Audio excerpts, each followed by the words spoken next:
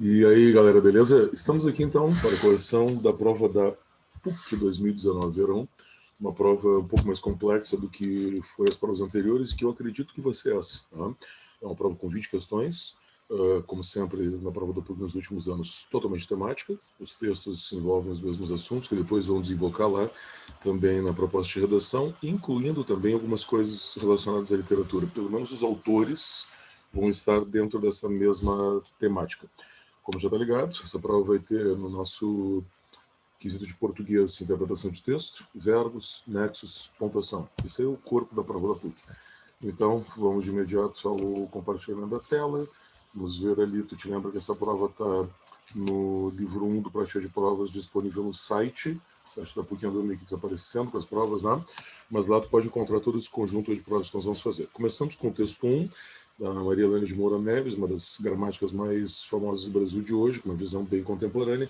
O texto é sobre os fundamentos que ele imagina necessários para a prática do ensino de português. E aí, quando vem a pergunta 21, pergunta de interpretação, tá? Te diz assim, ó, para qual das palavras a seguir se encontra a resposta no texto? Como se devem estar os tipos de sujeito nas aulas de língua portuguesa? Ela não fala especificamente dos tipos de sujeito, né? Seria muito restrito marcar isso e desvencilhado do que o texto diz, desligado do que o texto diz. Na realidade, isso é o ensino de português, no geral, que ela está falando, sabe? Como deve ser uma gramática que funcione? Eu acho que essa é a resposta e ela está bem caracterizada na linha 33. Dá uma olhadinha ali, eu vou rolar um pouquinho o texto para tu ver.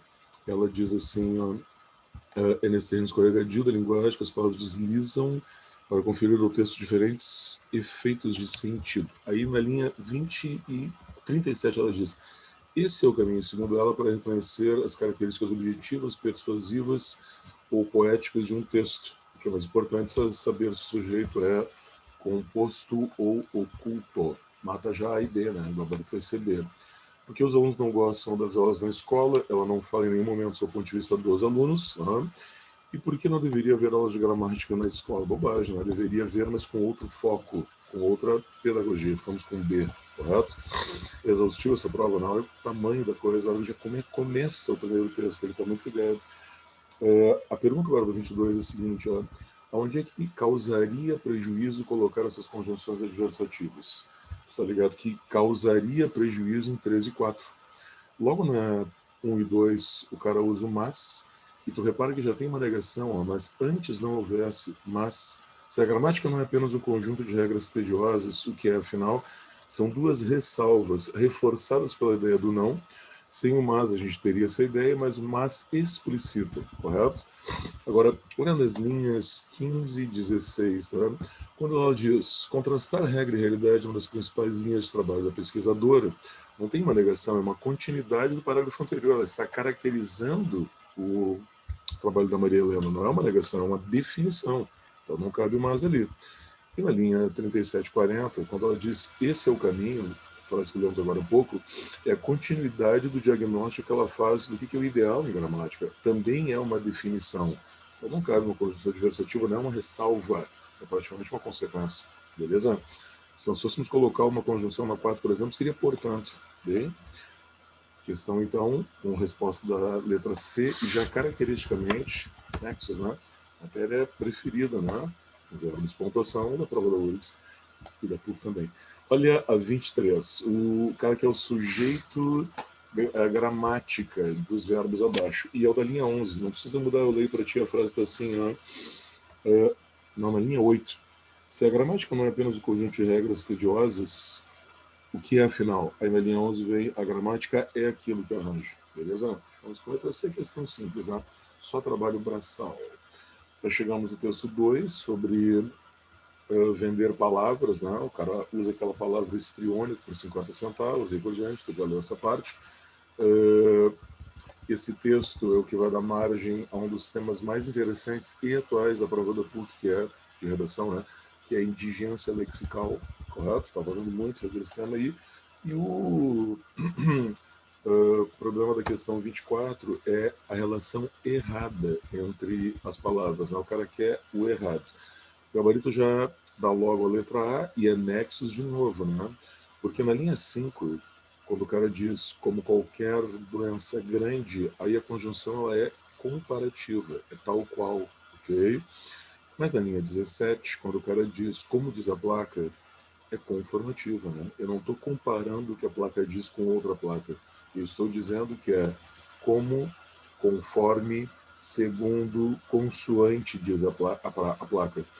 Opa. Então não é uma relação de comparação, é de conformidade, correto? Aí depois palavras atacadas são livros, né? No texto. Carinha de sem vergonha, ela nunca me. Carinha de dona de casa nunca me enganou. Né? São duas expressões relacionadas.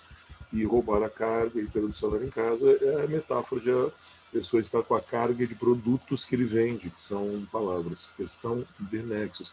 Vê que ele carregou no emprego do sentido conotativo em PCD, né? Mas o que valia mesmo era o nexo facilmente identificável. Tem que revisar isso aí. Depois, na 25, a gente tem uma questão de vocabulário, tá? Em que eu manteria o sentido, passa ali no sentido de mercado e não cidade. Tino é esperteza e não referência. Sorrateira também é esperteza e não ingenuidade. E maroto é malicioso. Maroto é coloquial, correto? Malicioso é um pouquinho melhor. Nessa 26 agora, a gente tem uma questão de referência novamente, e o gabarito vai dar a letra A. Uhum. Eu acho que essa questão é fácil, não quero te cansar, só vou fazer essa verificação. Na linha 53, até porque as palavras estão muito próximas, né? Olha ali, aqui eu vou fazer aqui contigo, tá? Isso aí não pode errar nunca, tá? Ele diz assim, ó, começa na linha 52. Suponha que, para aquela pessoa que se dispõe a comprar uma palavra, pelo menos 5 roubarão a palavra. Roubarão essa palavra, correto? Então ele gabarito a Dinamarca tranquilamente. O cara vacila, né? Porque tu espera Equador porque é o último, mas não, Dinamarca. Agora, vamos agora no texto 3, que é o texto da Amélia Pinhon, que o texto 2 cita, correto? Na pergunta, interpretação da 27, a escritora Amélia Pinhon apresenta um ponto de vista polêmico das frases a seguir, essa questão de gênero, literatura feminina, literatura masculina e por diante. Né? Qual sintetiza esse ponto de vista? A escritora reflete que nós somos. Não, mas o ponto de vista polêmico não é esse. Toda literatura vai fazer isso. Escrever obrigatoriamente visitar o coração do pensamento, não. Esse não é o ponto de vista polêmico. Ela diz isso, mas não é o ponto de vista polêmico. O grande escritor abarca os mistérios da narrativa e proteico, ele enverga. Não, mas o problema é, como ela diz na letra D, que é a resposta, não existe essa história de literatura feminina, correto? A pergunta do texto, o questionamento que o texto faz é esse. Existe literatura masculina e literatura feminina, sim ou não? Ou esse é um problema de gênero ou esse é preconceito, correto? Interessante esse texto aí, né? Ainda mais em momentos de identitarismo. Olha a 28, questão 28. A pergunta é sobre a afirmação da Simone de Beauvoir, segundo sexo, e já entrando de novo nessa questão de identitarismo, se refere a situa a visão masculina na base da cultura, que era o nosso gabarito, né? Quando ela diz assim que a representação do mundo e a operação dos homens é diferente do que a Nélida Pion diz, então não ratifica, correto? Não confirma exatamente. Não desvincula a representação de literatura, muito antes pelo contrário. Tá? Uma das representações masculinas vai ser a literatura, na opinião da Simone de Beauvoir. E nega que a mulher seja recente no mundo canônico. Não, é que a história cultural lembra do canônico como nós usamos para a gramática, né? A história cultural está centrada no homem. A mulher vai ser representada mais tardiamente nesse mundo da cultura, esse mundo canônico, regular. Acho que nós usamos essa expressão em inglês, pode dizer assim, ó, mainstream. Mainstream quer dizer aquilo que é o cerne da cultura, que nós enxergamos como uma coisa mais relevante. Que até recentemente era mais masculino do que feminino. 29. O romance que da literatura brasileira que apresenta um personagem feminina marcante é Dom Casmurro, né? Vamos combinar. Você já estudaria essa literatura, o que quer dizer apresentações em flashback, como em boa parte dos romances do Machado. O narrador conta a história de trás para frente. Tipo assim, ó, tudo já aconteceu. Nós sabemos que o narrador, como o caso de Dom Casmurro, Memórias Póstumas em especial, né, a cara que já morreu, que está contando uma história que ele já viveu. Ele está revivendo para que nós a conheçamos. Mas tudo já aconteceu, não é um tempo presente, é um flashback. Beleza? Na 30, cara, essa 30 é um negócio incrível, como as pessoas vacilam com a primeira. Provavelmente nem vão encontrar resposta e acabam errando bizarramente, tá? Quando ele diz, no antológico trecho do Dom Casmurro, em que o narrador se refere aos olhos de Cigana Bulica e dissimulada de captura, ele confere 2 atributos aos olhos da cigana. Aos olhos, olha a concordância, cigana, oblíqua e dissimulada. Então, na realidade, é uma referência à cigana oblíqua e dissimulada. Os 2 adjetivos concordam com cigana, não com olhos. Por isso que a primeira está errada. A construção contrapõe-se a outra do narrador, de Bentinho, olhos de ressaca. Não. É uma definição dos olhos de ressaca, isso. Ou pelo menos da cigana, que tem os olhos de ressaca. Então, 1 e 2 estão errados, vai ter que dar 3, né? A capacidade de sedução de captura é sugerida por esses olhos, aquele olhar de peixe morto, assim, que é descrito em olhos de ressaca. Muito bem. Vamos à metade da prova, já foi. Ok? Agora vamos à questão 31. Questão novamente centrada no texto Machado, né? No período do medalhão, aquele discurso de conformidade que o pai faz com o filho. Aí, de uma forma bastante inteligente, essa questão 31, ela pede para tu relacionar a linguagem como produtora de conhecimento e como manipuladora. E, na realidade, é quase todo o discurso do pai do guri. Então, na primeira, quando ele diz sentenças latinas, ritos históricos versus cérebros, trocados jurídicos, etc., etc., isso é uma linguagem manipuladora, tipo conformista, mostrando que, de repente, tu tem alguma cultura que, na verdade, tu não tem. É um enfeite, é uma moldura, então é manipulador. Essas formas têm a vantagem de não obrigar os outros a um esforço inútil. De novo, ó, conformismo, linguagem manipuladora, correto?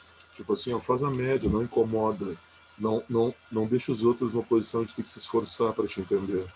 O adjetivo é alma do idioma, a sua porção idealista e metafísica, manipuladora, correto? Onde tu vai lá e tenta manipular a ideia, maquiar a ideia, enfeitar a ideia, por isso adjetivo, correto?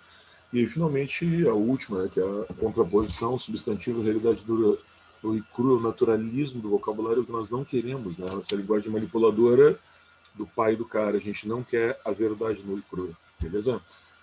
O que deu aí? 2221, letra C. Ok? 32. Vamos de novo agora, numa questão de interpretação, tá? Falso e verdadeiro apenas, né? O diálogo entre os 2 interlocutores constitui no núcleo da narrativa, assim. Pessoal, mesmo que tu não veja o filho responder praticamente, tá? É diálogo porque é o pai conversando com o filho. Não deixa de ser diálogo se uma pessoa está apenas ouvindo. Muita gente erra por isso também, ok?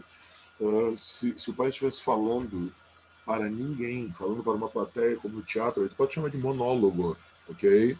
Muitas vezes, quando a pessoa fala muito, a gente diz isso, isso aí é um monólogo, mas é uma forma conotativa e pejorativa de dizer que o diálogo está chato. Mas se uma pessoa fala e outra escuta, mesmo que ela não responda, é diálogo. A sutil ironia do autor reflete a sua condescendência com a sociedade. Mas eu acho que não é condescendência, né? E cuidemos, tá? O autor é o Machado, e não o pai do cara, ok? E o Machado não é condescendente, ele não é bonzinho com a sociedade, ele está sendo crítico com a sociedade, ok? A ironia do Machado é crítica, e não condescendente. A intensa ação do conto associa a exposição de ideias do pai, mas que ação? Os caras estão só conversando, não tem ação nenhuma, estão no mesmo espaço físico, sem fazer nada a não ser falar, ok? Falar não agir. E a última, o pai faz uma série de recomendações ao filho para que ele tenha sucesso na vida. É claro que é verdadeiro. Talvez o gabarito aí vai dar verdadeiro, falso, falso, verdadeiro. Letra Dinamarca. Sempre o Equador achando que é a última. É Dinamarca. Deixa eu só fazer uma ressalva para essa última. É claro que talvez nós não concordemos com o discurso conformista, talvez não sejamos contra, mas é claro que a intenção do pai é que o filho tenha sucesso. Não é a nossa opinião sobre o que é sucesso, é a intenção do pai. Chegamos aí num sonetinho do Bilac. Bilac, a PUC é fã do Bilac, uma atuação incrível, né? Soneto clássico, né, do parnasianismo, do monge beneditino, o soneto sobre fazer poesia, vai aparecer isso aí, função metalinguística, tá ligado, né? E eu acho que se a gente for fazer por coluna, forma ideal aqui, né, facilidade de expectativa, se a ideia não dá, né? Teria que ser sobre condições ou exigências, correto? E eu acho que o resultado vai dar a letra A, condições e resultado é melhor, sobretudo porque ele diz assim, ó, ele fala sobre, no nono verso, ó, não se mostre na fábrica o suplício do mestre, o efeito agrade, a beleza, gêmea da verdade, arte pura, inimiga do artifício e a graça e a força e a graça na simplicidade. O que isso quer dizer? O monge beneditino, então poeta, ele sofre full para fazer o poema, mas ele não quer que o leitor perceba isso. Então, por que entre A e B eu prefiro A? Porque não é o processo que o poema tem que revelar. O poema tem que ser o resultado com beleza, força, graça, verdade, arte pura, sem que eu sinta esse suplício como leitor, correto? E aí, no final, a última palavra, tranquila, né? O propósito do poeta é esse aí, correto? Que o resultado seja mais relevante do que a força com que ele emprega, o trabalho, o suplício que ele emprega, correto? Na 34, o poema de Bilar, que evidencia com a palavra própria do estilo parnasiano, né? Então, daí já não tem nada a ver com a letra A, não são os caras do parnasianismo, não são os caras do romantismo, rejeição à cultura clássica, muito menos pelo contrário, o parnasianismo é o movimento clássico, e não tem sentimentalismo, né? Na realidade, é o rigor estético, né? Isso aí é questão tranquilamente de literatura básica, muito básica. 36 aqui dá uma engrossada, né, nessa questão, porque ao usar esses heterônimos aí, o cara nos confunde um pouquinho. Né? O Fernando Pessoa já não é um poeta muito fácil e mais no texto teórico dele, basicamente o que nós estamos vendo aqui, teórico, metalinguístico também, não, dificulta um pouquinho. Olha só, a primeira vai estar errada. Esclarece que o heterônimo Álvaro de Campos é construído para se opor a Ricardo Reis. Há uma frase ilusória logo no início do texto que diz assim, ó, de repente, em derivação oposta de Ricardo Reis, surgiu impetuosamente um novo indivíduo. Tá? Derivação oposta quer dizer que ele estava tendo uma postura diferente do que ele fez quando o Ricardo Reis. São posturas diferentes, mas não oposições entre os dois heterônimos, correto? O que ele não diz ao longo do texto inteiro. A 2 evidencia que o poeta ficcionaliza a relação, ele viaja com os heterônimos na cabeça dele, como se eles estivessem relacionados fora da obra, como se eles fossem pessoas mesmo, e faz referência à gênese, o surgimento, a criação do heterônimo. Aí é fácil, né? 2 e 3 são certas, a primeira que é mais dificilzinha, ficamos com a letra C aí. Na 36, uma questão a moda Enem, né? As funções da linguagem estão presentes ao longo do texto que produzimos, né? E nesse texto 6, como também no texto 5, que ele não menciona, a função é metalinguística, né? É o poeta falando sobre fazer um poema no 5, e no 6, que é o objetivo da questão, mas só para te lembrar das duas funções, né? É ele falando sobre a gênese do heterônimo, né? Totalmente metalinguístico. Processos de escrita. 36, 37. Considerando as peculiaridades de cada um desses heterônimos, né, é possível afirmar que aqueles versos relativos à questão metafísica são justamente desse Alberto Caeiro, mencionado no outro texto ali também. Aí a questão é literatura não vou entrar muito, correto? Aí com vocês, eu vou fazer 19 das 20, né, me folgo na saída da literatura. Olha a 38. 38 agora já mudamos de texto 7, do Guimarães Rosa, né? Esse grande narrador de Grande Sertão Veredas, né? Se dirige ao interlocutor, uma questão do diálogo aí, né? Que é o doutor, ok? E narra os episódios vividos pelo próprio Jagunço. O personagem principal da narrativa é ele, o Jagunço, né? Num fluxo contínuo marcado pela variedade do sertão de Minas Gerais. Bom, tinha que ser A ou D, correto? E se tu fosse por ele mesmo ali, não sei se tu teve dificuldade, se não leu o Grande Sertão, não lembro da história, talvez o mais difícil fosse entender quem é o narrador, não? O doutor, que é um alter ego do próprio Guimarães, né? Mas começando com Minas e falando do personagem como narrador, já matava com a letra A, tranquilo? Muito bem, aí eu quero saber a obra que pertence o texto 7, né? Cara, eu já danço, né? Aí tu conhece a história, né? Os caras já devem ter te contado nas aulas de literatura, né? Linda história e diferente história do Grande Sertão Veredas, né? Vamos com a letra B. Não é a questão da guerra que interessa da A, não é a ação individual dos jagunços no geral, e também não é a ideia do crime, né? É uma visão bem, como é que eu vou te dizer, diferenciada do jagunço, uma visão mais delicada, mas não vou dar spoiler aqui, né? Olha a questão, fechando agora com a questão 40. O uso repetitivo do tem que indica que o grande escritor, segundo a autora, é necessariamente um ser múltiplo. Isso é o texto da Nelly da Pinhão, lembra? E é verdade, por quê? Porque a ideia não é que tu tenha um ser segmentado pelo gênero, por exemplo, literatura masculina, literatura feminina. O ser tem que ser múltiplo, perfeito primeiro. No verso 5, a repetição do eu é um recurso estilístico, lembra? Que trabalha, esse esforça, e sua, correto? E justifica o esforço, o suplício. É exatamente isso. Aí está perfeito. A repetição estilística lá da ideia do esforço contínuo, né? Certa primeira, certa segunda. E é uma relação de causalidade, ó. Causalidade, não casualidade. Causalidade de causa mesmo. Entre os períodos de tudo não falo, não tenciono relatar ao Senhor minha vida em dobrados passos, de tudo não falo, porque não tenciono, já que não tenciono, como não tenciono. Beleza? Cabe uma conjunção causal ali. Então é, naturalmente, causalidade. Cara, espero ter te ajudado, mas sugiro muito o seguinte, olha aqui, ó, dificuldade nessa prova, sobretudo nas questões de interpretação, e te liga, né? Vai fazer essa prova de uma pressão, vai fazer isso muito rapidamente, então você tem que estar muito ligado. Não é como o Enem, entendeu? Quem dera fosse, porque tu percebeu aqui que as implicações de leitura são maiores e mais complexas, né? Isso não é o Enem, isso é PUC. Então eu sugiro que tu tenha bastante prática aqui. Errou, vacilou, não entendeu? Me chama. Cara, a gente vai com plantão individual, coletivo, direto. Para PUC vai ter, para mim vai ter, para URGS também. Então, não vacila. Até a próxima. Aí, valeu. Espero que tenha ido bem nessa prova aí. Yes.